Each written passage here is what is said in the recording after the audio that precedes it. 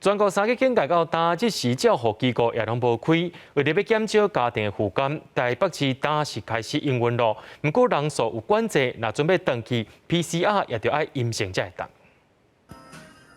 南咪伫运动机行行咧，南咪去看电视、找代志做，度时间。今年20岁是急动症、智能障碍，也是养型患者的悠悠，已经安尼伫咧厝5个月。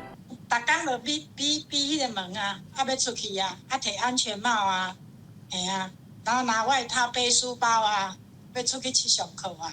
毋过出去佫是风险，佫唔敢互伊出去。阳台行行的啦，房间行行的啦，就这样而已。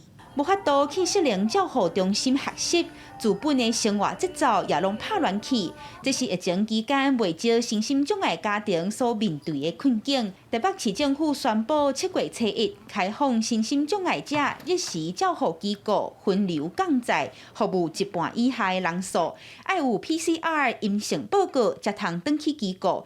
初步估计有170人有需求。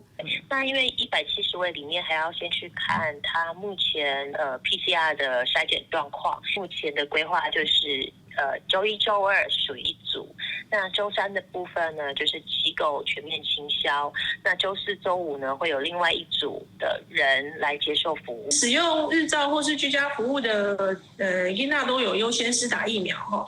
不过他在家里的那些人其实是没有施打的哦，所以他会不会把病毒再带回去日照中心？其实这个不一定啦。不过考量照护的能量，即阵所有机构拢无收新的个案。台北市社会局希望兼顾防疫，也减轻照顾者的负担，做伙更好过。记者闵建林、何凯台北报道。